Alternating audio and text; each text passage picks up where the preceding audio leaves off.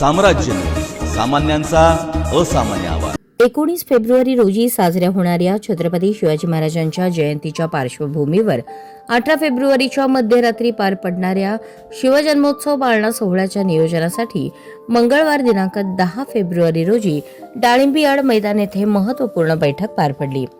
आई तू जिजाऊ हो ही यंदाच्या वर्षीची संकल्पना। त्यामुळे पाळणा सोहळ्यात राष्ट्रमाता जिजाऊंच्या पारंपरिक वेशभूषेत सहभागी होण्याचा निर्धार उपस्थित महिलांनी व्यक्त केला।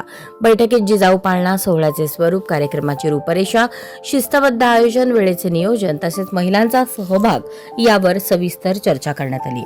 उपस्थित महिलांनी यंदाही राष्ट्रमाता जिजाऊंच्या वेशभूषेत सोहळ्यात सहभागी होण्याचा निर्धार व्यक्त केला। प्रतिवर्षाप्रमाणे यंदाही हा सोहळा भव्य, शिस्तबद्ध आणि प्रेरणादायी पद्धतीने पार पाडण्याचा एकमुखी निर्णय बैठकीत घेण्यात आला। राष्ट्रमाता जिजाऊंनी छत्रपती शिवाजी महाराजांवर घडवलेले संस्कार, त्याग, मातृत्व आणि राष्ट्रनिष्ठा या मूल्यांचे स्मरण व्हावे या उद्देशाने हा पाळणा सोहळा साजरा केला जातो। या कार्यक्रमातून महिलांमध्ये सामाजिक भान, राष्ट्रप्रेम आणि सांस्कृतिक जाणीव अधिक दृढ होत असल्याचे मत चंद्रिका चव्हाण, शोभा मोरे, नलिनी जगताप, सुधा अळीमोरे, प्राध्यापिका ज्योती वाघमारे यांनी व्यक्त केले। बैठकीदरम्यान महिलांनी कार्यक्रमाच्या यशस्वीतेसाठी आपापली जबाबदारी स्वीकारत स्वयंसेवी सहभाग नोंदवला।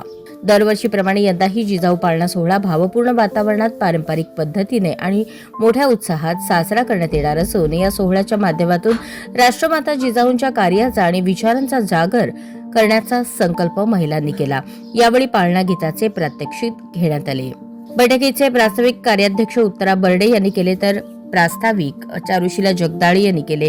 बैठकीस मध्यवर्ती महामंडळाचे ट्रस्टी अध्यक्ष पद्माकर काळे, उत्सव अध्यक्ष जयवंत सलगर, श्रीकांत घाडगे, राजकुमार काकडे, संजीवनी मुळे, श्रीकांत डांगे, नगरसेवक शिवाजी वाघमोडे, माजी उपमहापौर सुषमा घाडगे, निलिमा शितोळे, अर्चना बर्डे, रेश्मा घुले, उज्ज्वला साळुंखे, सुनंदा साळुंखे उपस्थित होते।